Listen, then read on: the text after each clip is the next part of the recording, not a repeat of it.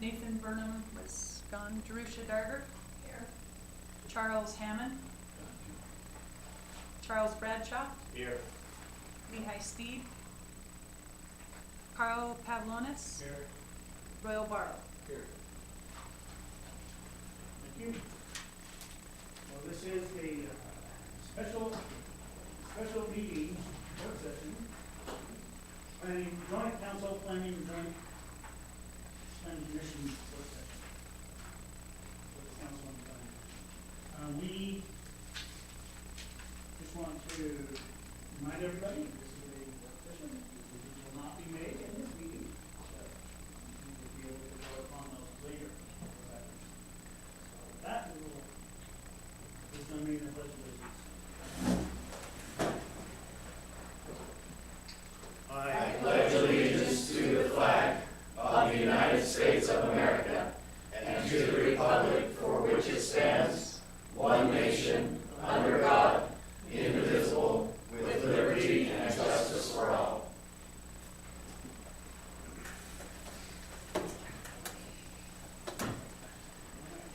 Thank you all for being here.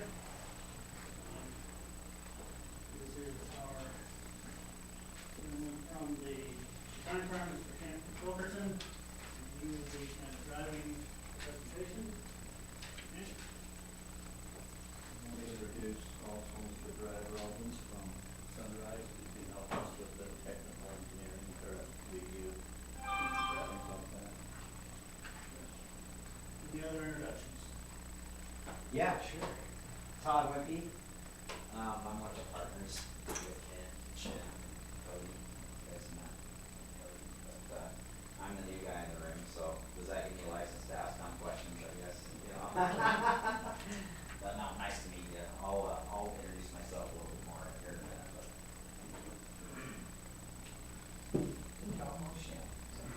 Again, Kent Wilkerson. I'm going to start off with a big thank you. I appreciate it. I know this is an extra meeting for you on a very significant area. Let me just get over to where I'm keeping in mind here. A very significant area of our city, and I say our city because a lot of the firms and things I represent quite often are contract to represent property that they might buy if you're generous enough to, yada yada.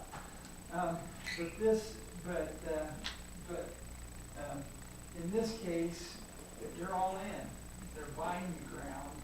And so we look forward to the future of this for families and the long haul as we request and consider this rezone from agricultural basically to planned area development. When I say thank you, I mean your input. We've got billboards from our last meetings. I appreciate your staff, Vance, especially in keeping getting us information, helping us see some of the local needs and see what we can do to address them. And so with that, having just a couple weeks worth of experience in differing communities, I've looked at this so many different ways. I've said, hey, what if we increase it more than what we're asking? What if we do less? I've tried to understand your culture. That's where I appreciate partner Shem, especially being able to say, hey, Ken, that doesn't fit the vibe of the community. I appreciate Todd here. He's going to be the one that we're going to lean to kind of move this project forward, because I get too geeky sometimes. So mayor, staff, if I get too geeky, say, hey, keep it going, keep it going. For instance, you have a 300-page document here in front of you, and what the approach I'm proposing for you today is just to flip through the first 25 pages that doesn't delve into the geek too much. So I feel like you have this, and this is my slightly beat up version of it, is what I consider a seed that we're planting here. And it's a seed that you guys get a chance to say, hey, let's grow this thing, let's grow our community, and hopefully something at the end of the day that you go, you know what? I do know this about much about planning and zoning, and there's no perfect. But by gosh, I feel like that with your input, we've got a great seed to grow. So, like I said, what my intent here is the document you'll see up here is actually the same thing in front of you. And so what I wanted to do is go through the first 25 pages, and then if you want to geek on any particular point, I'm happy to drill into any one of those pages, but Todd will keep me in line, make sure. Yeah, so I'm gonna just introduce myself a little bit more formally. So, born and raised in Utah, from a little town, a lot like this, called Morgan. I don't know if you guys know where that's at. Every time I say that, people are like, "Oh, you're from Oregon?" No, I'm from Oregon. Grew up on a dairy and a cow ranch, and then I married into a family that was involved in development and residential, small commercial type stuff. And so definitely I see both sides of the coin, because I grew up on this side and now I'm on this side, and there's a happy medium in between, so to speak, for me in my mind. So that's my background. I've been involved in a lot of projects. I have never done a project like huge, right? Everything I've done has been in small communities like Morgan County. In fact, Sunrise, there's a lot of Sunrise in Morgan. In fact, we're working with them on a sewer project right now. Two of my really good buddies work for Sunrise. So anyway, but so that's a little bit about me. And as Kent said, I think moving forward, I'm going to handle kind of the day-to-day of what's going on moving forward. I know we've had a work session. This is another work session, and so moving forward, I think what my role will be kind of be that in between. Luckily we have Kent with 35, 40 years of engineering type experience. He definitely fits the bill there. I bring more of a small community feel, partnering. I mean, I won't get into this right now, but some of my favorite stuff in these types of projects are how we can actually partner with small communities and benefit them. One of the things that I was looking at on this, you'll see, is we have a large area that's it's actually huge, 16 acres or so. It's slotted for like drainage. In the past we've done some really fun projects with maybe like putting in parks or putting in trails or stuff like that. That's where this gets really fun for me, is where we can benefit each other and do things that help the community overall. So I just wanted to make that quick introduction. And just for me, because I'm new here, how long have we had this information with you guys in this packet? A week? Yeah. Really? A week? Couple days. Couple days? Okay. I know there's been some reading done because you mentioned something, I was like, I didn't do this. So, which is great, right? And how do you guys, or what's the understanding of a master plan development? You guys, has this city ever kind of worked off of a master plan type development, what that you're looking? This is realistically our first Okay. area of development. Okay, what's the sentiment in the community in the room about looking at a master plan type development? Well, I mean, what do you guys see as, this could be a good thing about it, this could be a bad thing about it? And this is an open forum, you guys can speak your mind, this is very, informal. I personally haven't formed an opinion yet. Okay, that's fair. If we can manage it and make it happen, it's way big. Sure. And it's hard for me to actually see it go to the end. Okay. I probably won't be here Yeah. by the end, so. Yeah. That's my concern. Okay, no, that's good. From a staff standpoint, I like the concept because it gives us a roadmap for developing that area. Have logical trails. We don't just get a hodgepodge, mash of things coming in, disjointed. That's a great What point. you see developers doing, like on infill lots, a lot of them are building modern homes, Okay. which is fine. We get a little bit of a mix. Sure. There's certainly like, in number 9, with a startup business up and then 2-story apartments, and obviously that's a totally different what we're here, but Right. Yeah. No, there's a lot of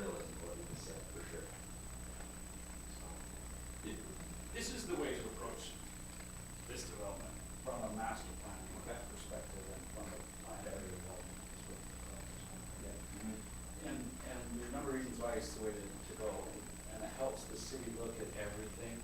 Yeah. Before we buy off on anything. Okay. So it's good to see all the pieces of the puzzle. Yeah. And doing it as a planned area development gives some design flexibilities so that you come across as a planned product, Okay. not a small phase of another small phase, another small phase. Yeah, yeah. So, the planned area development is definitely the way to go. The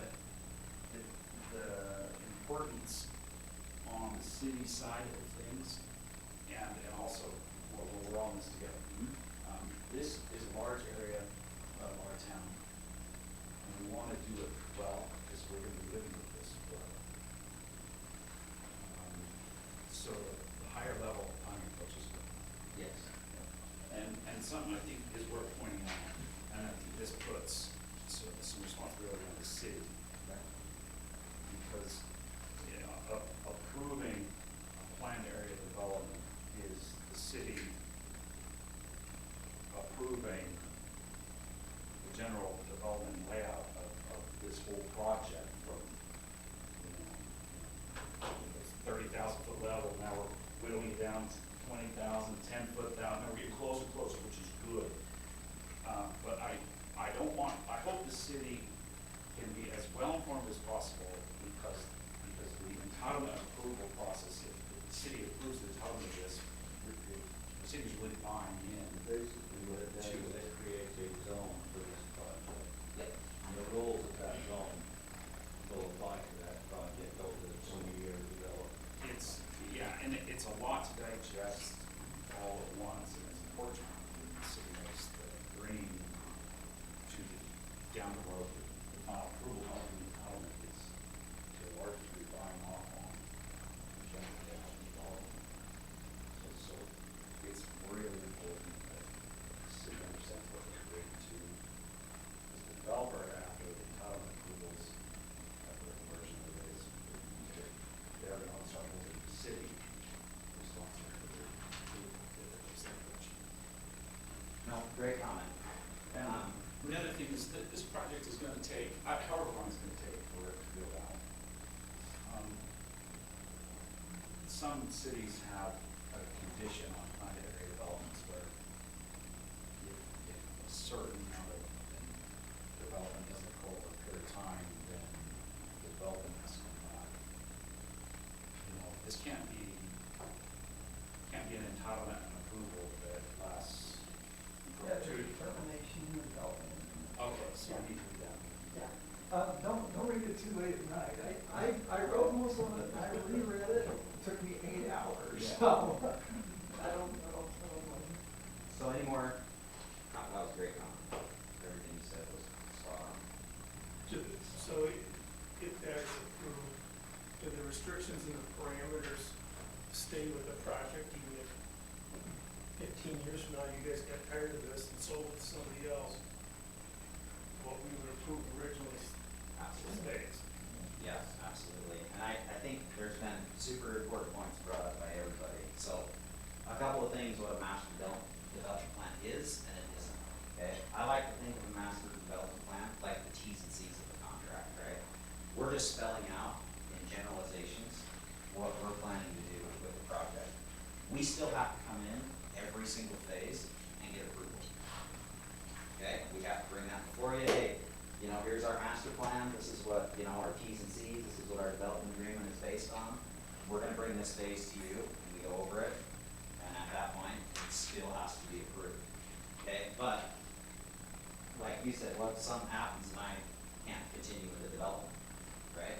How do we ensure that it stays to what it originally was supposed to be? Well, the development agreement. What do we do if we're not around when it's over, right? When, you know, we all represent people in the community, and the people in this room are going to change over time. How do we make sure that we're planning for the future, that we pass something on that's figured out, that has an umbrella over it, how it's going to be managed, how it's going to be filled out, right? That's what the advantages are. Now, what we don't want to think is, whatever I agree on today is 1,000% set in stone. There will be no changes or variations from what we have. Because to be honest with you, if we get into this several years and your community changes, and we look at this and say, we need something a little different right here, we have to be able to have that conversation, we have to be able to change with how your community changes. So I hope that kind of, like, cause I feel like some people, like, when they're looking at this, are like, wow, this is a lot. And like, I don't wanna get my hands tied, I don't wanna put the city or anybody in a really bad position. You know, yes, there are certain things that we're asking for, but there is still a lot of flexibility and a lot of approvals that have to go in this after a development agreement is in place. So I like to think of it as, once the development agreement is in place, when we walk in to have another conversation, we know 80% of the conversation already. We have to figure out the other 20% of the details, if that makes sense. Okay, so we're gonna have, if it's okay with y'all, we'll have Kent just run through these slides, and then at the end, make notes or whatever. At the end, we'll just open it up for another quick rounds of questions. When would you guys, I want to be respectful of your time, when would you guys want to get out of here? Midnight. We're gonna have to send somebody for a soda run. I would say no later than 6:30. 6:30? Okay. I second. Yeah, so why don't we, listen, when we get 10 or 15 minutes out, because sometimes my mind's clear over here, somebody just say, hey, we got about 10, 15 minutes left, okay? Okay, thank you, Kent, go ahead. Thank you. So, what you're gonna see on the screen is just gonna be flipping through your first 25 pages of that. If there is a point of extreme geek that we wanna dump into a couple slides in the appendix, the other 200 something pages, I'll do that, but we'll jump right back to the 25.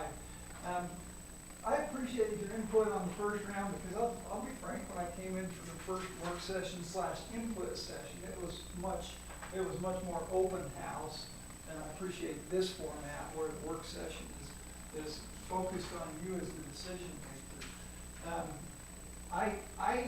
I'll be frank, this is the figure that I wish I'd have had worth $1 million to be in that meeting, because I didn't understand the context of this project in context of your whole city. So, flipping through the pages. Page 1, 206 acres, it runs basically, and let's do some of this highlighting. You got the college up here, you got B's down here. This is a good map here to reference and Yeah. talk about this. So yeah, you got the college up here and B's down here, and 389 here. You got the BLM south reservoir there.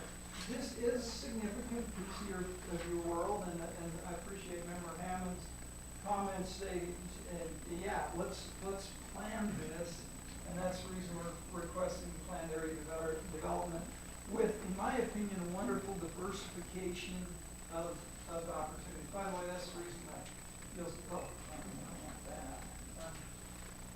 I go through and I highlight this as though I were reading it for the first time, and hopefully it makes it easier for you to read. So the structure of this development report, again, I feel like it's your seed to grow, is introduction, that's where we're at here. Existing conditions, you gotta know what you're designing to first. Then we'll say, then you'll see, once you get the existing conditions identified, you'll find that the plan is very easy and logical to lay out once you understand your existing conditions. Don't know where you're going if you don't know where you've been.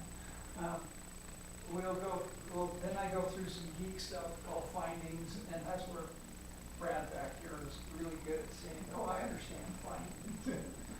So, site background, and this, to me, this statement right here is probably one of the most key. We've been through your general plan, and I've inserted in this development report multiple times sections of your general plan. Did that disappear on YouTube? It did. So that used to say tier 1 and tier 2 right there. It does on the printed copy, I hope. Yeah. It does. Okay. So in your general plan, you actually have tier 1 is where you want to grow more rapidly. Tier 2 in your annexed area, you want to slow things down. Okay. Understand it fits, and then the little white box there highlights the actual boundary of the project, a little funky shape. What do you call that, a gun?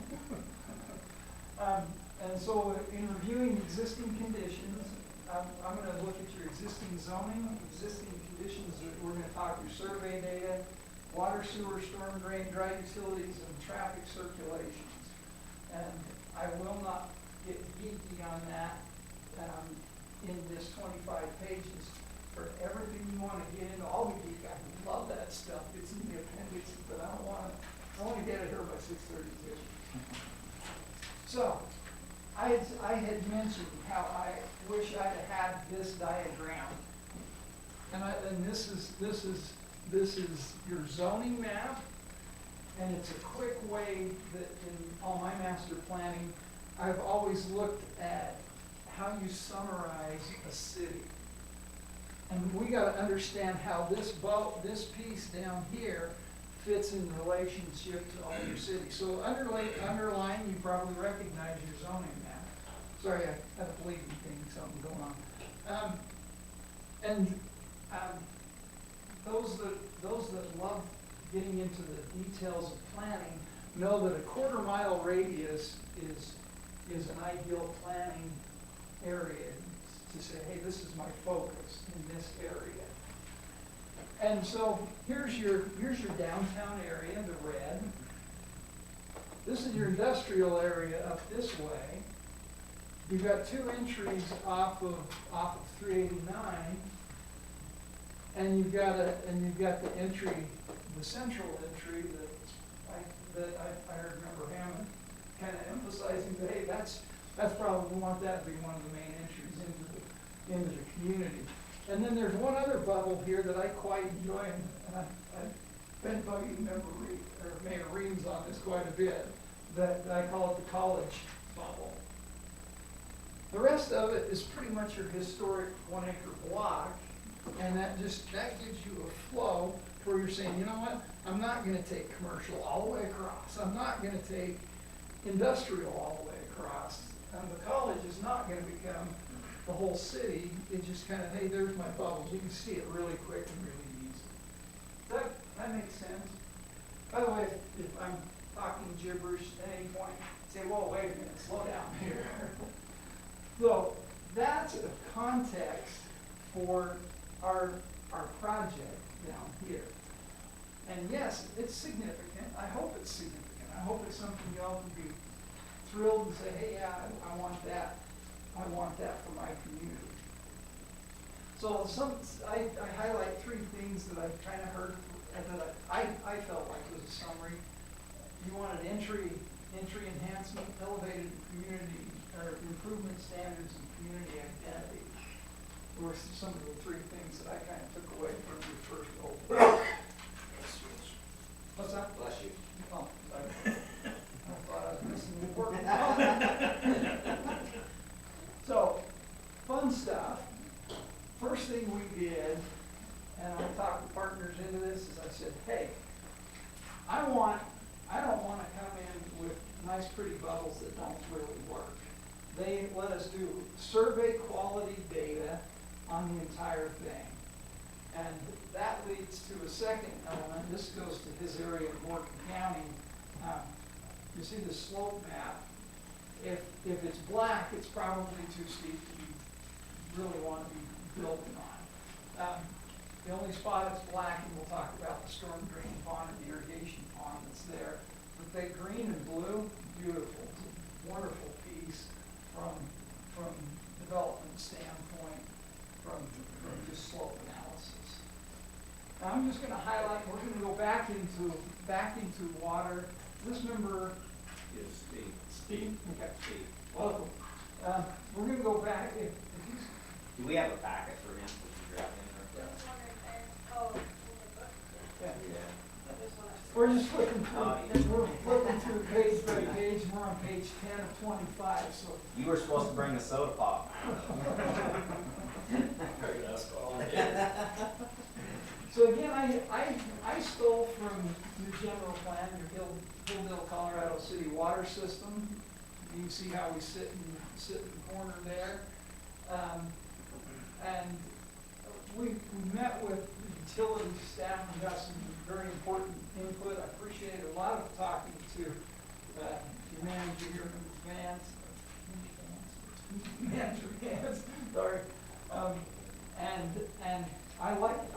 this summary, you don't mind me quoting it. We got enough to get you started, but obviously we got some work to do, you know, for capacity.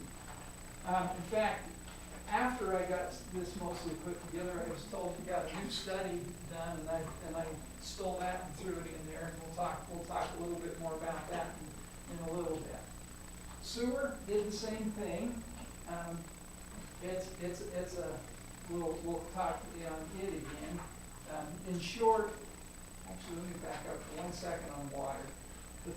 Couple things we heard, need more capacity, and the area down near B's is very limited on fire flow. It passed by the whisker is what I understand. So loop systems, things like that.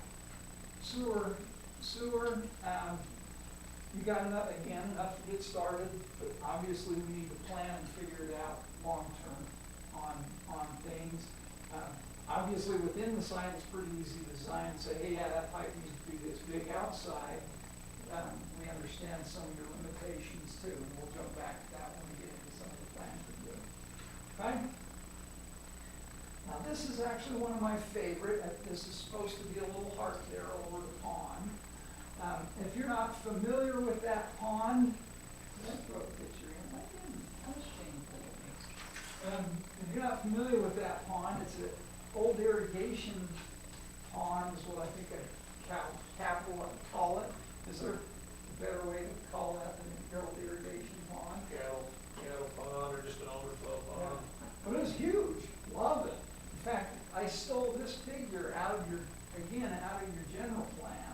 And that gave so much context to me to help design this community, because that's supposed to be, like I say, a little heart on there, because that's kind of a heart of where we're kind of gonna bring the kind of the emphasis or focal point to the whole plan on it. And very frankly, we heard very clearly, just for good or bad, last time we visited with you, just flooded Central, because that pond was bypassed.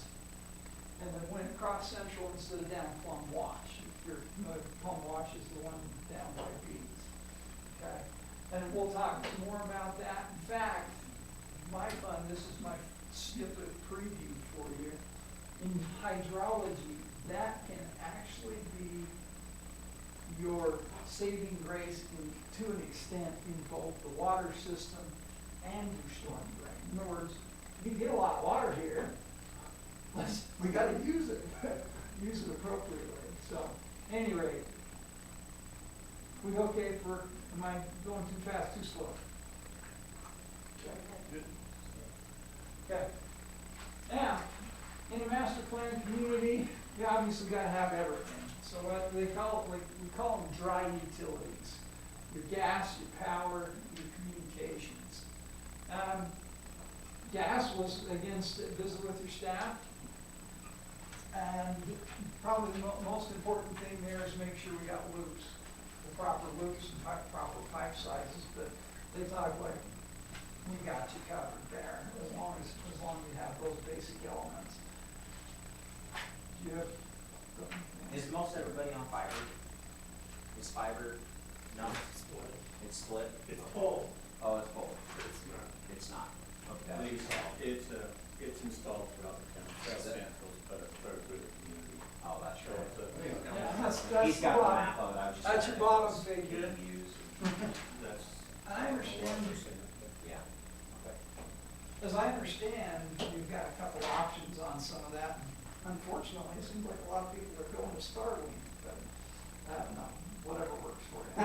Sorry. Uh, I live in the hills. Yeah, you gotta use. Yeah, it's true. In a lot of the communities I work with of this size, power is a huge issue. Well, boy, was I delighted to see this great big substation. That's a little picture in the middle there, sitting right on the corner, called up Darkane, and the only thing that they said to be careful with, if you have any major users, some of the transformers may be as much as 2 years out. But we're not proposing a heavy industrial site here, so we're actually feeling pretty good. So dry utilities, unless you got other comments otherwise, we haven't heard any concern, and I'm not even probably gonna go back into dry utilities. They're all privately provided, I guess gas is city provided too, but, we'll just keep checking. Okay? Okay, traffic's one of the big ones, that's always a hot button. And yes, we hired A-Trans to do a fancy study, but you guys could have told us yourselves. The only spot you probably got any congestion in this area is down by Beats. Guess what? With or without this project, it's not gonna get any better. In fact, this project proposes some solutions, but we'll talk about that in a second. I looked at your master plan, again, the figure, and you said very specifically, you wanted to route from north to south through the thing. And we heard and listened to it. Again, we'll go back into traffic. In fact, to me, that's putting some of the pretty makeup on the project. It makes it pretty, is how you deal with traffic and how that interacts with you. In fact, the first thing we notice and think about is you love your ability to jump on bicycles or horses or four-wheelers illegal here, I don't know. They never do that. Nothing to do with it. So, I figured if you can get a golf cart around, you can get the other modes. So when you hear golf cart, don't think I'm trying to turn you into a golf community. Well, we looked at that too, but it didn't seem to fit with your master plan. But when you hear golf cart, look at all the other options too. I shut that down because I don't golf now. So, the last thing, and this is where I appreciate staff pointing me to this, is, okay, I admit most of my experiences in Utah Park City and Morgan County and some of that. I didn't realize how precise your Arizona cultural stuff is. So we actually did a cultural survey that's back in your appendix, and for those that like to read that stuff. And yes, guess what? You probably got cultural artifacts on this thing, but being agricultural ground and probably chain drag a few things the last several years, you can walk it, you might find something, but if we run into something like that, obviously we're gonna have to comply with Arizona code. So, at any rate, I feel like I'm long-winded, too long-winded, but you can't do a plan without understanding the context in which what you're working from. And so, unless there's anything else on existing you want to throw out really quick, let me get straight to the good stuff. I have so much to talk about, so I don't know where to jump in. Okay. I don't wanna. I don't want to throw. No, you're good. Let's work through Train this. thought. Yeah, let's just work through this. If it answers any of your questions, great. If it doesn't, we'll catch them at the end, because that's the most important part about this meeting is at the end, get all the questions so we have a direction forward, right? We'll say 6:30 to 7. No, listen. No, we will not accomplish everything in this meeting, not even close, okay? So, absolutely. So, I'm gonna be jumping up and down a little bit on this part, just because yes, I'm obviously excited about this. Like I said, I've looked at saying, should we put in more density, less density?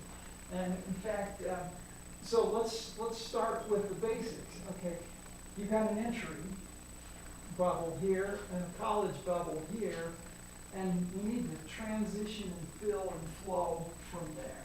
So you'll see the word flow written on one of my, so I wrote in my master plan document. We heard we want to be careful how we emphasize Central Avenue. And this is my shout out to Member Hammond here, because we heard, I want to see a resort core.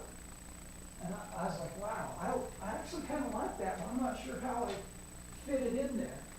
So we have concepts and ideas on how this resort core can work, but you'll see as he starts reading the details, we actually have this area if something comes in, you wanna put in a conference center or a water park or something like that, water park might be kind of hard on the water system, but,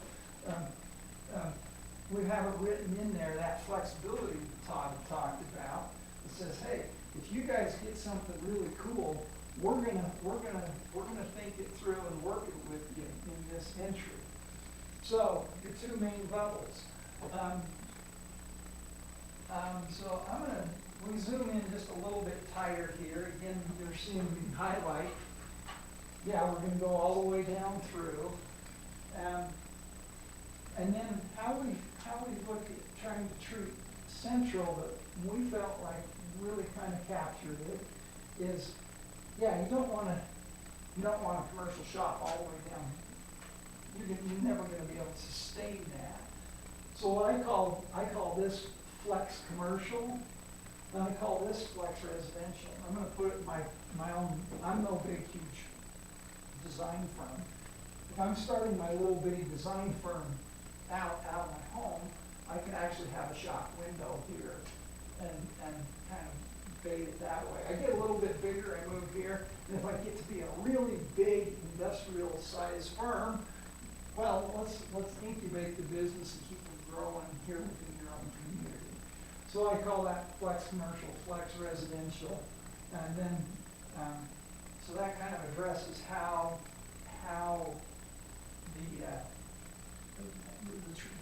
the snapshot view of how Central should work. And you'll see that again when we talk circulation and streets. But you'll see on my diagram again, I have this heart right here on that pond. That's your park area that kind of works as a melting pot for the residential, your identity. It also serves as storm drain. It serves as, this is, like I said, I really feel like it's kind of the heart of it. Yeah, this is your commercial hub, but as far as feeling like part of the community, you're gonna have a little amphitheater get together, you'll have a pond there, and if it starts raining or 100-year flood, everybody better get out of there fast. But that won't happen too often, once in 100 years. At any rate, let me keep. So, this table, it's reflected in your plan, is actually the key to putting all of this into some sort of zoning and flow for the whole thing. In other words, we've taken this thing, divided it into 32 or 23 sections. 13 is your non-development one, Clear Park, and that's the 15 acres Todd mentioned. And this is really kind of the core table that says, hey, yeah, we feel like this is good estate lots. By the way, estate green, medium size, 10,000 type square foot houses. I know that's very small compared to your 1 acre lots you built with forever, but compared to some places, that's huge. So large, medium, and your yellow's kind of your small. It's got bled over. Reservoir Acres bought our first little piece there so you could complete that street. So that's, the yellow's your small. Those are all single family, okay? Then you get multifamily, again, trying to transition along the different directions. These are your multifamily product here. And again, all of this pinkish purple is your resort core, but we try to give it some definition. For instance, you don't, we have more of a travel-oriented element right off the street, and we still have, unless we come with some grand other element, we're still proposing kind of an old Main Street section here.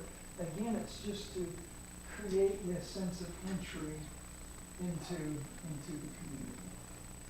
Okay? That's the snapshot of the plan. I do not try to get in and show you every lot. There are a few that I throw in just to give you an idea of how it might look. But for the most part, we just, as much like Todd said, is if anybody can tell me in 10 years what the market's gonna be and how things will be going, I'd maybe be able to sketch a perfect plan up here, but I don't have that good of a crystal ball. And, does that make sense on the overall flow of the community? That was really fast, especially for you all that only have this information a week, right? So obviously you need some time to digest, this. Yeah, what else do you want to go through before we open it up? Oh, no, but then I feel like I need to give you the okay, so now I have something that I'm talking about here, but we do need to talk about some of the specifics, the support that you need. You got your copy of it. You can get mine. I'm on I know where you're at. Okay, I'm on page 18, so I'll move quickly through this. So, we gotta make sure that there's the proper support behind all of this. Circulation, i.e. traffic, water, sewer, and storm drain. I'm gonna take them in that order, just in high level. Okay, I mentioned the street corridors. Okay, I even threw in ADOTs here. Man, you got a wide enough right of way there to put 2 interstates through that thing, but that's okay. We don't want to go there. That's late. Not my lifetime. What's that? That's late. Yeah, well, like I said, not my lifetime, but anyway, so I do show you a little, golf cart on there, a parallel path, that would be nice, I'm sure, especially as the city continues to grow. Then you've got a section there that shows what Central can look like. And actually, in that case, you've got a couple different places. I think I would like you to be able to feel comfortable getting through on some place besides just in your car, if you want a pedal bike or whatever. But just kind of a side note, one of the keynotes in the transportation plan, when we submitted this to that transportation study, they said if this is laid out properly, you should not need a 5-lane highway running through this thing. Especially in this talk, and I gotta mention this. Central, as you know, gets busier and busier. There's another connection over here as we try to connect to your north-south road. With this connection and this, Central will not be an absolute train wreck in the long distance. It's the short version of that transportation study that's in your appendix. Hopefully that's short, sweet enough to the point. In other words, if we try to take all of this and everything else you got, cram it on Central, you're gonna need a flyover there almost. But if we can have a connection here over to your north-south main, and that gives more flow to your entry to the whole thing. Okay? So not to get too geeky again, I throw in a section of what the main might look like. And I throw in a section here of Watchman's is what I call it, and the connecting street, and then so each stage, as you get smaller and smaller into your residential area, you have that identity, and you won't want to rip through town at 50 miles an hour when you're in a nice little residential subdivision. And to get to the point, I call it the summary. that table would go into the development agreement, and puts all those pictures of the street sections into those. It has everything from your low water landscape that we hope. There's no sense trying to make sure you're leaving out here in the desert. Use the water where you want it, which is the first topic. Hydrology. I summarize all of your storm drain and your water into one, because as you know, they work together. The thing that I found most fascinating on this, and again, I stole your water, I stole a lot of information out of your general plan, but in this particular case, I've done a lot of hydrology, storm drain design stuff, but I'll admit, this was one of the most fascinating ones, because you've got some areas that created the flood across Central that we need to capture, put into the pond, see how much we can recharge the aquifer, and still, the pond can't handle it, still needs to be able to pass it safely out and through Plum Wash. We know that I didn't put it on any of these, but in the water master plan, that's the figure at the bottom right, we show a tank up here that matches your current system. And probably, and one of my favorite things of all is with that park area, you don't have another well within 3/4 of a mile of that thing, okay? And so the drainage area above has enough volume in it to recharge the aquifer that could potentially supply the entire community, if we could efficiently capture it. Now Vance pointed out very clearly, you get all your water at once, so we still do need to be able to safely pass that flow through. But the goal supply on this thing long term, again, I appreciate the fact that you can get it started. The goal long term is to get you between 400 and 750 gallons per minute to supply this. And we'll work with you. And in fact, I don't know, maybe some of you know what the latest is with the legislature. I understand they're considering additional regulations on water. We need to get your straw in the cup, is what is my short version of, I understand water rights in Arizona. And this park area, again, kind of the heart of the thing, I feel like is your opportunity. And if it works out well, and we are not going to dump $500,000 into it under the test, we want to, it may work out well as an aquifer storage and recovery area. In other words, you inject water in when you've got surplus, and pull it back out. So that's our hope. That's all theory until we get into, and so with phase one, I'd actually like to see it be tested well in that area where even your utilities folks told me, said, hey, that aquifer in that area is probably deeper than most and more reliable than most areas around.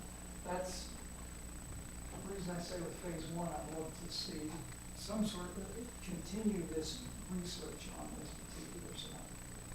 Okay? There's your snapshot on water. So sewer, this is where this is where he's really got to keep me from getting too deep. But the bottom left figure is where we figured out which outfall lines have to take how many homes. And there's 3 of them, north, mid, and south is what I call them, Mojave, Cherry, and Plum. And yes, they need to be improved. But again, this is not all done tomorrow. We'll continue to support the community and impact fees and help you with those off-site reports, off-site improvements as justly proportional as needed. Okay, I feel like I just whiplashed because now I'm back to storm drain. And I'm just going to get it really short. Again, you've already heard we've got to get all the water as much as possible to the pond, improve the outlet works and make it work right. But there's actually, it's kind of interesting, there's this little corner down here by the new chapel and college that, frankly, there's no way to get that water out to Plum, but we'll capture everything we can and bring it that way. But if we do not capture as much as we can and bring it to the pond, there's actually excess flows that can continue across here and cause the flooding that you had before. So obviously with phase one, we need to fix that channel and get it headed the right direction. Again, we've got some good concepts on how that pond works. We're not into the absolute details. This is again a zoning discussion, not a final design discussion. But I do appreciate making sure our county's in the right direction. I think I'm gonna there's just a couple points that I think are worth a note, and Charles and I will talk about these in detail some other time. What I would propose is this whole project has one master owners association, and then you have a sub-owners association or HOA that may be responsible for individual areas on there.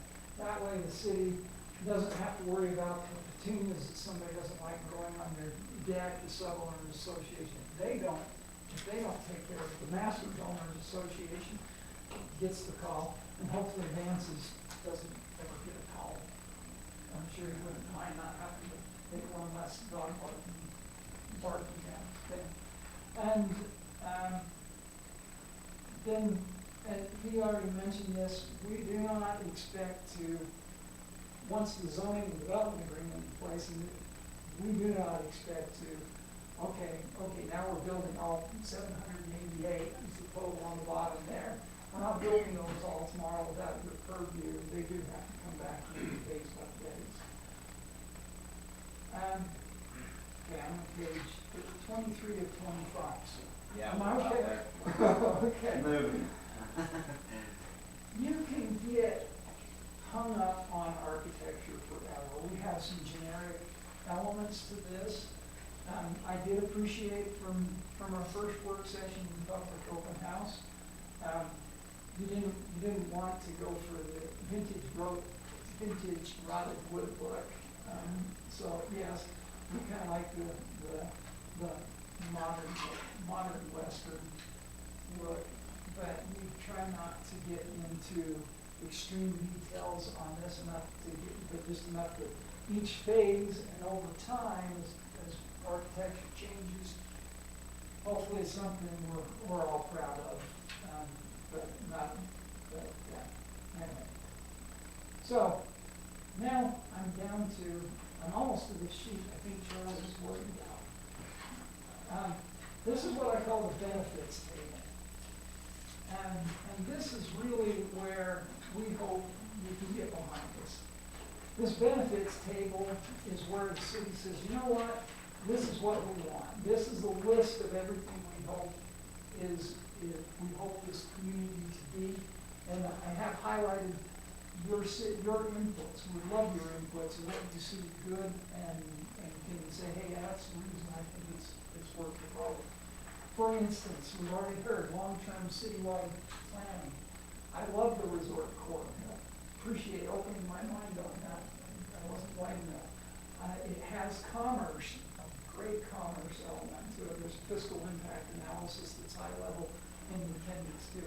There's a variety of lifestyle, everything from I call it the full life. You can be born here, work here, raise a family here, and even end of life kind of stuff in here. Flexibility is hopefully appropriate there. Hopefully it appropriately emphasizes our two community or two sub areas, and then just the appropriate flows of. Oh, by the way, these are trails and so forth. So, and so at the end of the page, and yes, this is what how this ultimately happens is a rezone of this property by ordinance. And just to be sure I wasn't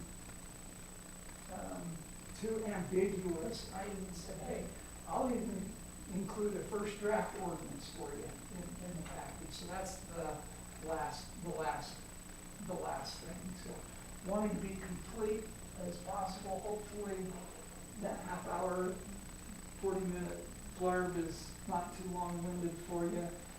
And no, I won't go into the other 250 pages of appendix, but I'm more than happy to as needed. Perfect. So before we get into the questions, okay, the reason that I wanted Kent to share all this is because I'm part of a small community. So if somebody was gonna come in and start talking about something of this magnitude, I'd be like, how do you even know that you can do this? Who knows how to do this stuff? How do we know we're gonna do it right? Do you have the knowledge? Do you have the resources? Can you do this, right? Sometimes when he talks, it's like calculus, and I've been doing this a long time. Glad you guys have an outside firm, here. That's something that will be throughout the entire process. I'm on a project right now, Sunrise is on every day. We change like 3 things every day. So I'm glad that you guys are taking that step. That's a big step. So, but what I want to kind of take a step back at is I hope you guys get a sense that we're not coming to the table just willy-nilly. And we also don't want to come in here and tell you what to do with your town. Okay? I know we showed you your water system, and I know we showed you your sewer system, but that is yours. What we want to come in and say is, we have the knowledge to help you guys. Help us, we can help you, we want to be a partner. Okay? And as I previously mentioned, this is a process that there's going to be changes along the way. I'd love to say, yeah, we're going to figure everything out up front. It's all going to be perfect. That would be misleading everybody in this room. But we are asking, this is the part that I think is going to be most productive, is to listen to all of you ask questions and kind of tell us, what you foresee in this project, how you guys want this to look, how you guys want this to flow. Because what is important to us is that, and I'm not going to tell you I can come in here and do all this in 1 or 2 or 3 or 4 years. Okay, you guys already have a lot going on down here in different areas, and so we're going to grow how the market grows. So, but I also don't want to tell you it's going to take me 40 years or us 40 years either. Right? It needs to happen as it's a benefit to the community that doesn't put a strain on the community. The infrastructure's put in right, and that it's well thought out, well planned, and it happens in the right way. And so, if you guys come back and tell us, no, we don't want any of this, you just come in and do zone by zone. Okay? I just don't want to get to where I'm 3 zones in, and then you guys be like, wait a minute, we didn't talk about this. So that's the other reason we really want to focus on this plan. So let's just start shooting around questions. If it's a subject that there's no way we're gonna be able to answer a question, we need some data, we need to do some additional work on this, we're gonna make a note of it. Okay, we'll work on it outside this, but I'd like to have everybody have a chance to, if they have something to bring up, let's talk about it real quick and get it on our checklist of things to look at. Ready to go? Okay, I'll start. Okay. What do you anticipate your phase 1 to be? Number 1. And is there enough water and sewer to handle phase 1? Number 2, in your build out of the rest of it, have you done a study at all what it's going to take to get the water and what it's going to take to get the sewer? Because the sewer's pretty much getting close to maxed out, right? Yep. Those are 2 items that are going to be the constraint, in my opinion, of this whole project. Because it's going to cost you a lot of money up front, or us, or whoever, right? Yeah. To get these put in. So do we have enough water for phase 1? Okay. Do we have enough sewer for phase 1? And then what you anticipate it's going to cost.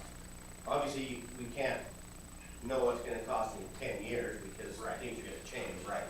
Today, which is all we're looking at is today anyway. Yep. And then the third thing is are you proposing to the state put in another entrance in off of 389? Is that what you're proposing? So an Yeah, additional entrance off Yeah. of 389? Yeah, so let's start with your first question. So we've been told that you guys do have enough services to start our first phase, which is right here. It starts on the north end. Okay? So over by Reservoir Acres? Yes. Okay. Okay, that's where we would start with this. If Let me geek for just a second. You've actually already zoned that for us, Yeah. so we're actually hopeful to get you plans for that next little bit. So as far as utilities go, water and all this stuff, we've been told that zone 1 is good, okay? During that zone, you guys didn't tell I'm us curious this. to know who told you that. I've heard it from the utility side, and Vance, you wanna kind of give your take on that? I appreciate your take on it. This one was zoned 2 or 3 years ago. He did sell part of that out to Reservoir Acres for the developers of Reservoir Acres. As far as the water, I depend a lot upon the utilities director to tell us where we're at. And I also know that in order to get the funding to keep developing, we have to keep developing. And so it's kind of a scale where you might get a little off one way and a little off the other way. And it's gonna be that way forever. No, it is, and back to, yeah. And so I'm comfortable that phase 1, we could accommodate. How big is phase 1? How many lots? There's about 20 lots. Yeah, and this wasn't anything you guys said, this is something that we talked about as partners, is during our phase 1, before you guys would approve phase 2, we'd go out and punch a well, okay, out where Ken, showed you guys out in the middle, and show you what type of water we have. Well, you're punching into the same aquifer, a deeper aquifer. That's where your staff, the utilities Because folks. the wells affect each other. They do, absolutely. And so you doing a test well doesn't impress me, because when you do a test, that doesn't test for longevity. But it could affect the other wells in the stretching of time. We had a situation where, in the community where we drilled a well down into the lower aquifer, and we actually had a catastrophe where the upper aquifer was draining into the lower aquifer. Yeah. And the water, to me, is by far the biggest problem here. We get into water restrictions every, late July or August, we're in water restrictions around here. So that's my biggest concern is the water. If you can find a different aquifer somewhere and bring water to the table that doesn't affect other wells, I'll be impressed. But I have my doubts. Yeah. So my question is of the other developments that have happened or are gonna happen, this is a great concern. One thing that might wanna be a good point to bring up is, okay, if you're gonna pull water from our aquifer, where are you gonna put it back in? And how much, and how's that gonna work? Right, because if I just go down somewhere else and I say, I got 10 acres here, I'm gonna develop it, I'm gonna put lots on it, you're gonna come to me and say, okay, well, you're gonna take water, right? Yeah, where are you gonna get it? And are you gonna put any back in the ground? So that's one thing, that's one reason, and again, our whole design is based on capturing water and putting it back down into the ground. You're talking about surface water? Yes. See, surface water is actually governed by the Army Corps of Engineers. So you have to have their approval for that. Plus the irrigation water that comes from the northern part of town, that's owned by the UEP. Correct. So- Their approval to use it on the surface, but if it just soaks in the ground, then that's just. I know, we've had issues in this community for the last 60 years or 70 years about using surface water Okay. for anything other than irrigation. So, and I know that dealing with Joe Jessup in the past with the old water master that designed the first water system here, he was always fighting the Army Corps of Engineers using surface water. You see what I'm saying? Yeah. And I don't know if we've got that problem solved or not, but that is an issue. It has been in the past. I'm Yeah. personally really fascinated with the concept of this pond and being able to regenerate. How realistic is that? You know what's interesting is I looked at how much annual rainfall you guys have got, and I was like way surprised. You guys much more than we do up north. Well, The problem is it comes in 5 minutes. Well, the last year we've had very little. Yeah. And we don't know what the aquifer's gonna do this year. Right. because, Yeah. we may be into real serious water restrictions coming Sure. this year because there's no snow in the mountains. Yeah. No, this is, I knew this would be one of our main points of discussion, and this is something we're gonna have to work on, like the question was posed like, okay, what are you guys gonna do? I'm not gonna tell you guys what you're gonna do. Okay, we're gonna partner with you, we're gonna look at things, how we can help you, but I'm not gonna come in and say, well, you're gonna do this. No, I'm sorry, like, I wanna work with you. We obviously need to do a little bit more work on this and figure it out. Well, yeah, and if Yeah. you can help us figure out our water shortage around here, hey, Yeah. man, Yeah. that's a big. Well, I can tell you that this is one of the keys, because he's involved in a bunch of new forward type thinking, and this is gonna be something that is gonna help all these types of communities. I mean, look what's going on in Hurricane and all these other places, it's all the same issue. To me, the sewer problems is Yeah. easily fixed. The Oh, sewer, for sure. the Yeah. sewer issues are easier, Yeah. way easier to address. You can get They can pump sewage water up and from down the- and from the around. furthest Oh, pond yeah. back into the aquifer. Right. It's clean enough. Right. So, and that increases expansion in the sewer unit, but the water is by far the biggest roadblock here, by far. Okay. Yep. Yeah, that's the reason I specifically made sure this figure is in there. It's interesting because as I looked at this, you've got a kind of a natural break at that point off of the mountain range, right through the south reservoir. And so I kind of agree with what I heard from your staff, which said, hey, you know, we ought to look and see what's there. And I think they kind of felt like there might be some separation, but no, right? We'll have to figure out some details on how we could work through that. We do have one big fat plus factor, and that is Trump's president. Real baby drill. Hey, I saw the Trump flags. Flying on the plane. We need to drill some horizontal wells up in the So canyon. I don't wanna get into the weeds here, but it was interesting, I looked at water, actually a lot of water that's going into your guys' entire share system comes from this side of comes from over here. 96%. So like at what point do you go across the street and say, hey, our friendly neighbors, we love you, but you gotta put some more water in here, you know? That's been run up. Yeah. This discussion's been around for years. Yeah. No, but, Maybe as recent as 20 minutes ago. yeah, yeah. Yeah. Does that answer your question on build out and study? We're working on it, is the short? Yes, I mean, I assumed you were, I just wanted you to say. Well, so we can come, so what our plan is, we can come and show you what we project we can do for water. And you guys might have to go validate and verify that, right? So yeah, they're actually can do what they say they're gonna do. So that's the reason our phase one, your other question, and this one I'm at least happy to report on, your SR 389 access. We've applied to ADOT, and got some initial comments from them. None of them were, hey, wait a minute, time out, that's the problem.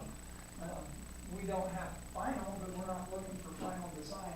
In fact, let me kind of flip this just a little bit for you, it's important to the city, is ADOT, I think it ultimately will want some of your feedback and make sure you're comfortable with it. But that transportation study is what we gave to ADOT, and they go, no, we don't see any problem with this. I did have to submit one detail. Okay. Okay. Great. No, I love to talk science, it's not all the good stuff. All right. Let's keep moving. So We got, who would finance the extension from Carling up to the highway? So you're talking this, No, after, because this doesn't go all the way to the highway. this, That's oh, the this airport right road. here, that'd just be one of the phases. that's us. Yeah. It goes to airport road. That's us. Yeah. Well, I think maybe he's talking about the one that don't go to the highway, that would be good property down Oh, there. yeah, That's it's the just same. all part of 22, right? That's already been done. So if, I mean, I wish I could say Todd had a perfect crystal ball for me and somebody said, hey, I want to develop this. Well, if they want to develop this before this is 100% done, guess what? They're going to have to put everything in to get to it. And that, as I recall, I made sure that was written into your development agreement, that as they come in for a phase, you can say, yeah, we've already got we've already got the loop roads, or we've already got the water and sewer lines put to it. Yeah, those types of things will be approved as we go through the different phases, right? Every phase has to be looked at as far as, you know, utilities, you know, roadways, all of that stuff, so. Yep. So have you given any consideration to dark skies? I love that topic, but no. Well, I'll note it in the architecture, and I'll check the building. Tell me what that is, sorry. We're trying to reduce ambient light, especially, on a consistent basis. You have to have motion detectors, all light points down, no reflective light.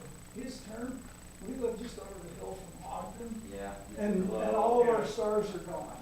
Where I live, I love what I don't you're wanna see talking the about. glow of this. Hey, from my if you backyard. come out and say, hey, you know, Todd, don't put any street lights in it, yes, sir.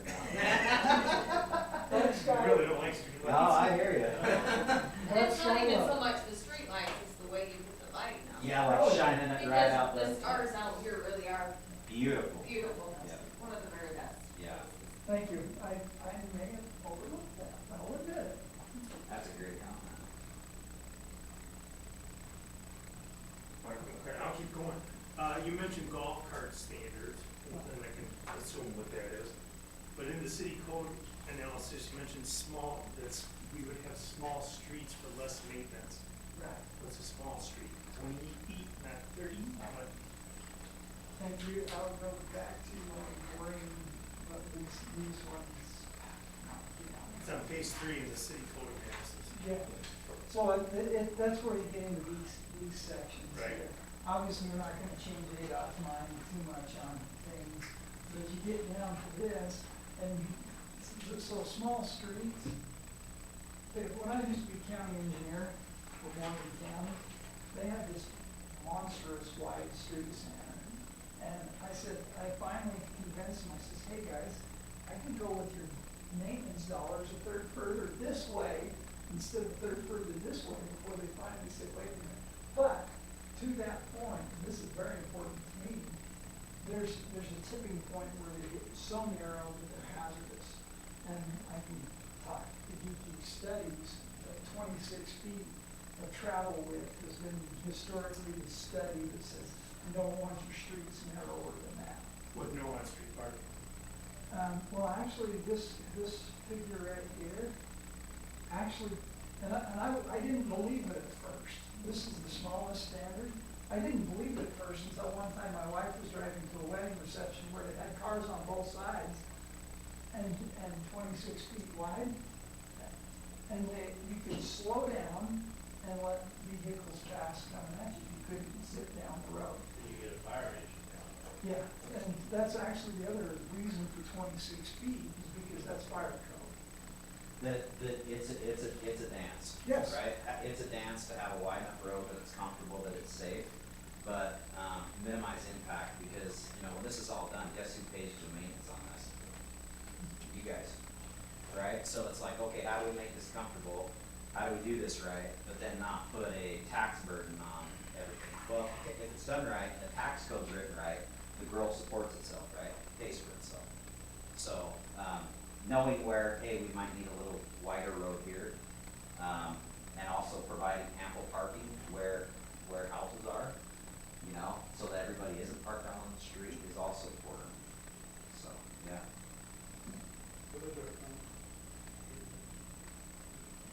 We have an 86 and a 86 foot wide right away, and 66. 66 foot asphalt. And we'll be bringing some Just the right way.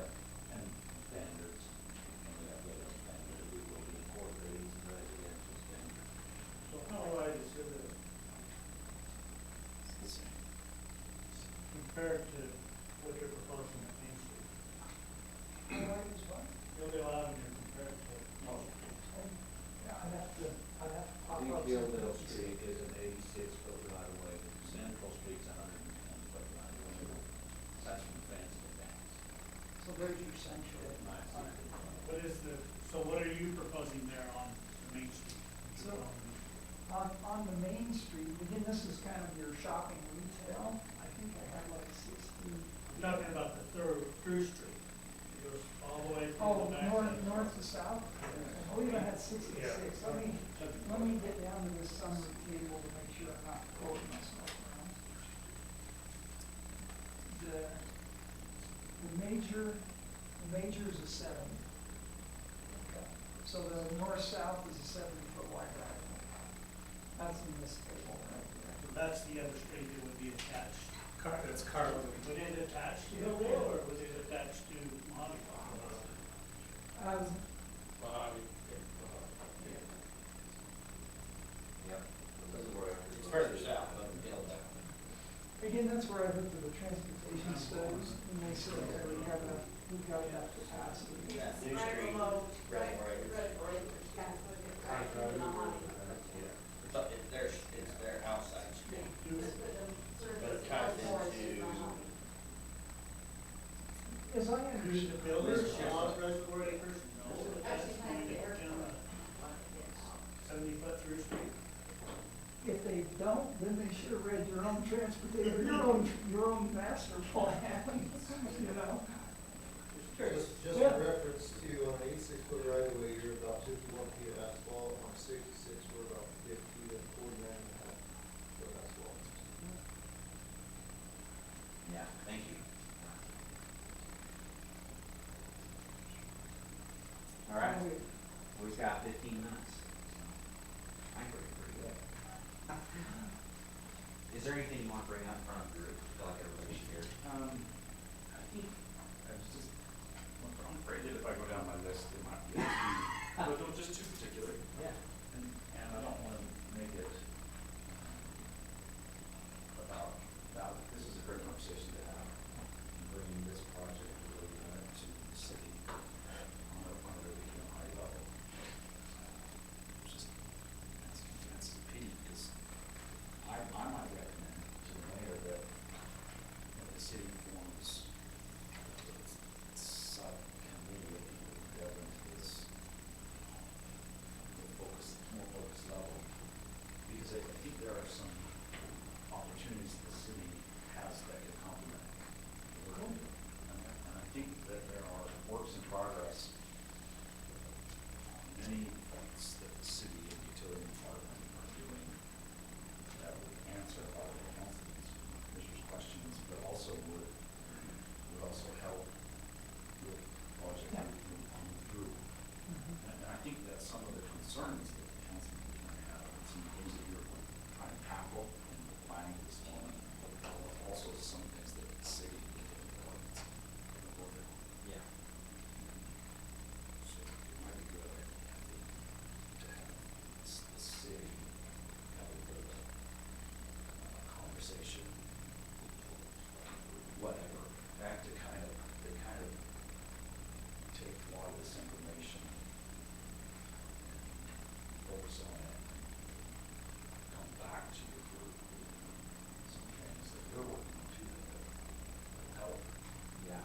So that when you come back to propose this for approval, then the council has a question on water, phasing, planning, streets, or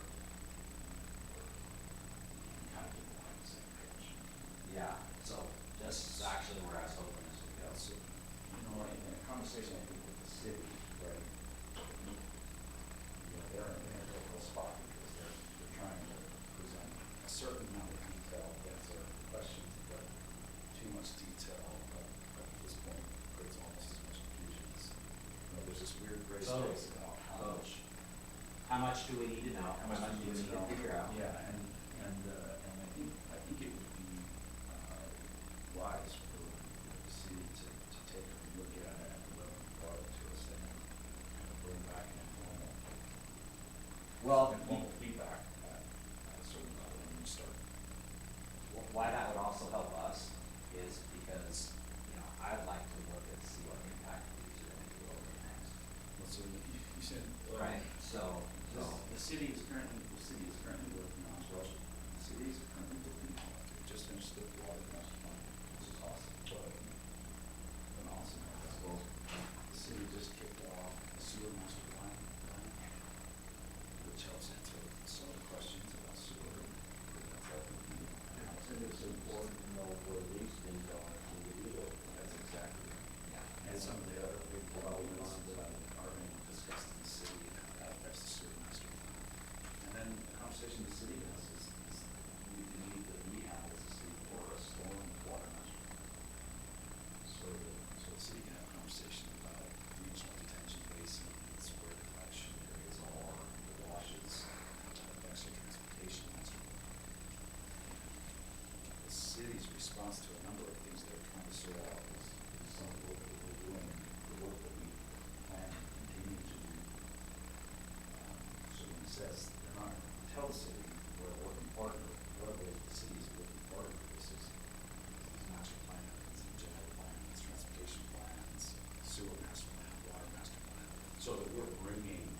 city's response to infrastructure and say, this is how it can connect to. Updating street standards, street cross sections is something that's work on. Someone's sort of part of response to the proponent proposal. Appreciate you bringing that to our guys. The city has talked about developing an ordinance. We don't currently have one, but it can be just the response to something that the operates as an ordinance. Now, getting some help in developing details of what that ordinance might look like. We don't have to be the developer be forward thinking on what you know the town, so we would like to see, and kind of help make that a part of the ordinance that looks good. And I just know that, the city is working on so many of these high level questions that I'd like to have a chance to hear some information back to your group. Yeah. That would really help. So yeah, I love all those comments. I will say this though, you just talked about 5 years of work. So I understand that, but I also mentioned work that's already done. Okay, That yeah, hasn't been invested. right, What you're discussing. yeah, And it's important, I think, to be able to answer some of the council members' questions specifically about the water. There's a real ongoing discussion about what that looks like. Just because sometimes the departments will be working on solutions, but the present environment of that, whatever conversation is not always being daily brought to council members. Right? And so I think it'd be great to have departments have more time with this and help, presenting to the city council, like how the departments are also currently working right. on the questions that we brought up. So kind of how I'm hearing it loud and clear. And we're more than willing as partners to do that, but we need to be very specific about what we need to accomplish. Because some of this stuff, like I said, our goal is to get a master plan for you guys to give us the blessing, hey, we're okay with what we see and your zone. Well, I think there's a lot of it that really Well- works well, there's some of it that. Okay, the which city is- Respond back to okay, your which is great. proposal. Yeah, which we understand. Because Yeah. at the same time, you come to the city, which is perfect, and I'm just saying, the city needs the opportunity to process this and come back. So if you're opening a dialogue with the city, give the city a chance. Right, right. To organize themselves and come back to you with a few responses that are Tuesday. Right, and that's what I was hoping for, but I'm just saying, like, I just wanna be specific about what the city and us would need to know, right? Like, what do we need exactly know to get them and all of you, like, comfortable saying, we're okay approving this concept, this many units, based on the information we have? Because I said, as we talked about, this community is gonna change so much over the coming years, that this partnership, I'm just being honest, this to me is like a 15-year plus project. So there have been some pretty big projects in Hillville that were presented and approved in Hillville where I think had the city known a little bit more about what they were bringing to the city, could have avoided a few of the pitfalls. Well, we're really counting on this, to bring some water to the table. From somewhere. They've got to, they have to. Yeah. Because we're shipping a lot of our water up there so they can do what they're doing, and it's hurting Colorado City. What you said, so much appreciated, you said, where's the water? Where's this? Hillville needs some water, well, utility department, we're gonna do it. And that's, Jay and Carl City has a lot of influence in that utility department. Carl City, Arizona is gonna need some water from various buildings. And one of the sources is this runoff, this irrigation well that DEP, they want $5 million for that water. And we're kind of working some programs underneath the surface here with the board and whatnot, with the UEP to give that water, if not to Hillville, because they don't have a lot of confidence in Hillville. But whatever. At least give it to Colorado City, and let us manage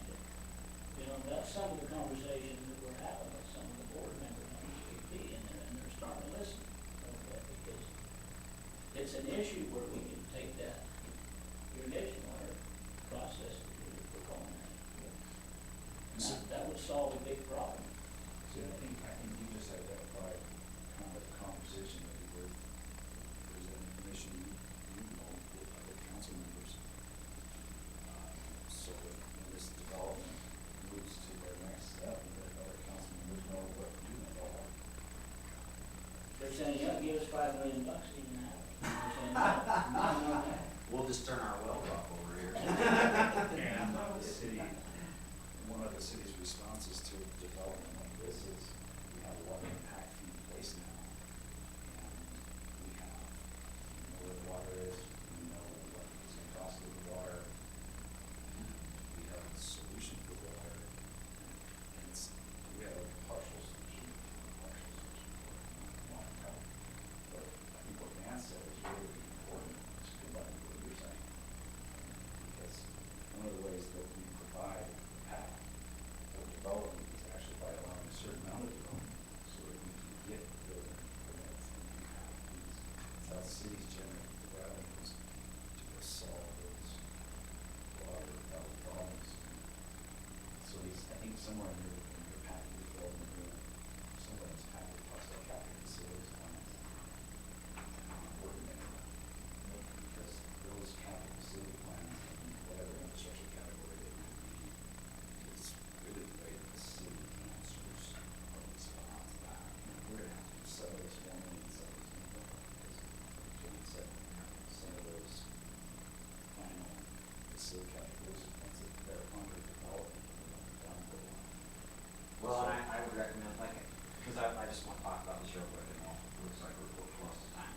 So, what would that focus group, maybe we need to take this offline, who would need to be involved? Obviously, a third party, like somebody like Sunrise, Well, would need to be in that. I think Process. the mayor Okay. organized that from the city's level. Okay.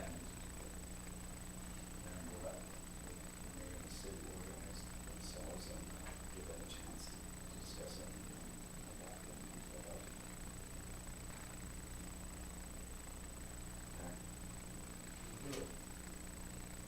We'll figure out who's, Yeah. the thing I'm interested in is your presentation. I'm really interested in that. I think you guys have done a beautiful job in your presentation, the way you're designing this and the way you're opening up communication, pushing the project. I think it's beautiful to do it this way. And if you can help us solve some of our problems along the way, we're partners. That's the way I look at it. Yeah. I thank you for that. I appreciate that.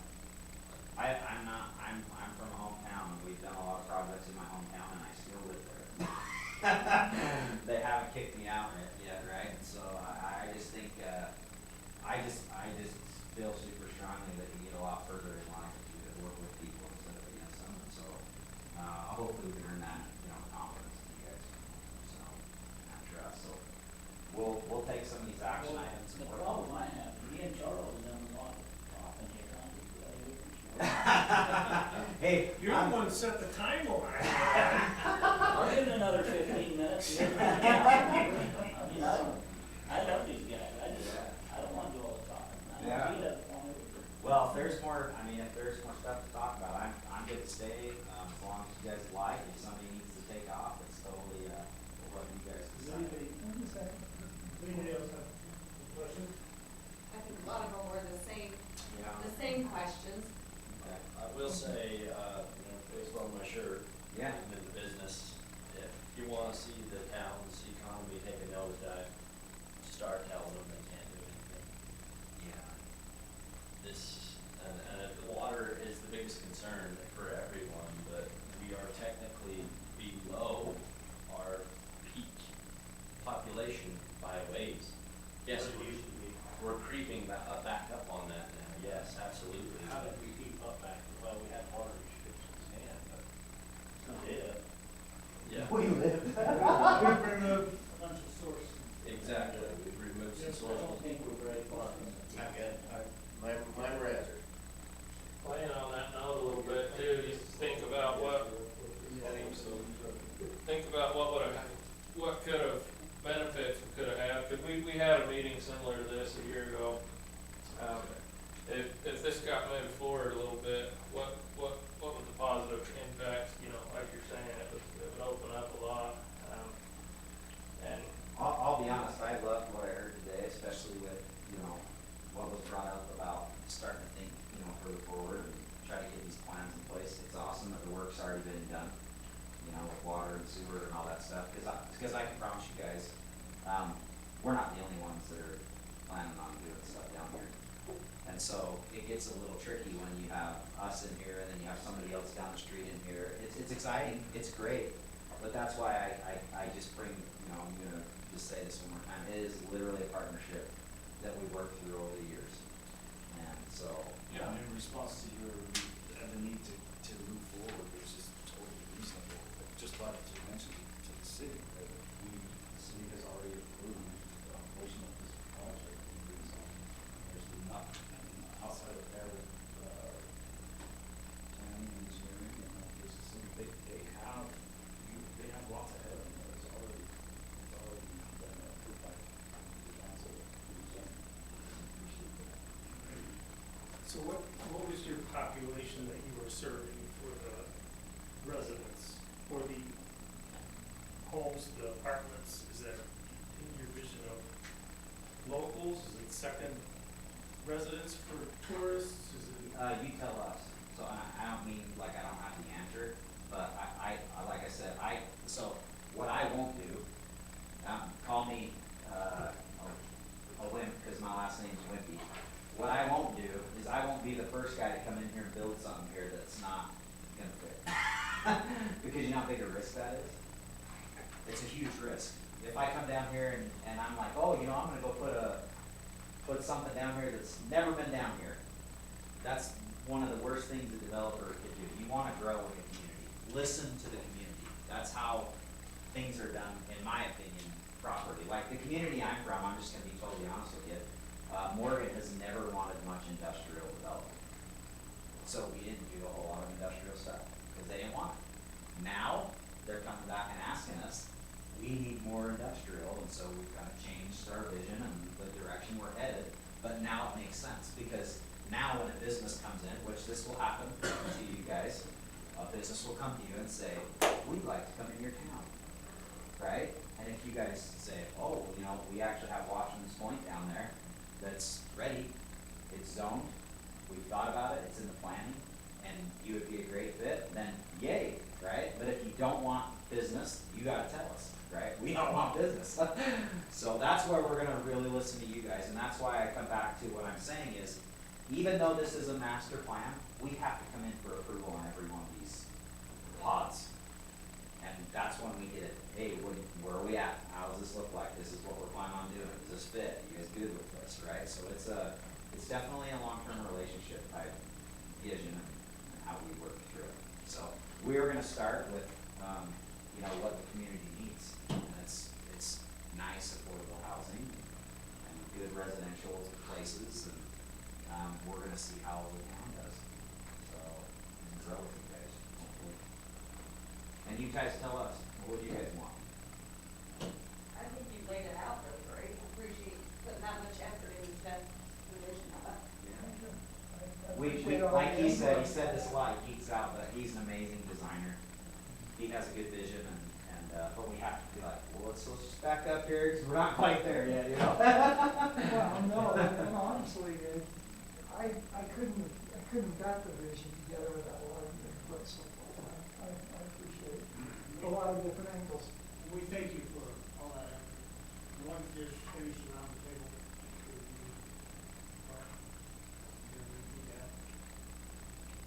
Not for them, no. Just a really quick question. Yes. thanks. John? I'm just excited about that water reuse thing. If that really happened, man, I'd almost join the church.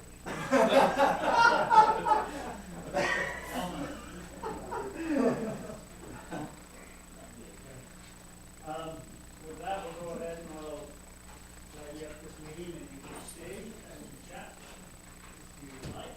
And with that, 7:35, we'll call this meeting adjourned. 6 minutes.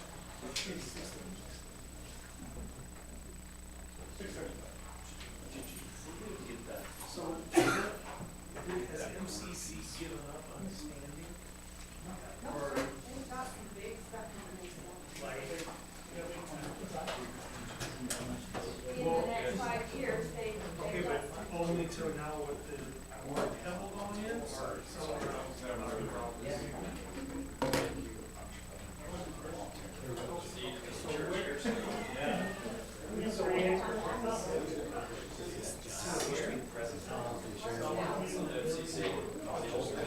They've got 3 acres in between the church and the school.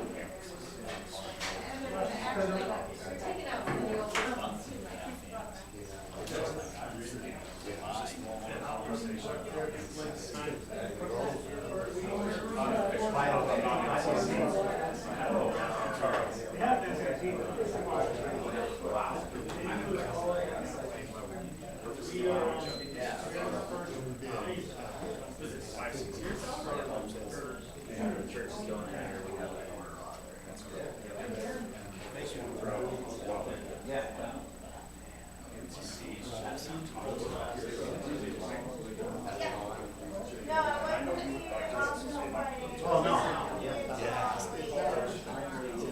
He won't suck that away.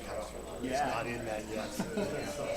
That concept to me is just thanks, you know, and oh yeah, we do. It dries out. There's no water in it. I mean, I just up at the South Throat Reservoir and watched it. I understand that, but big old hole in it. Yeah.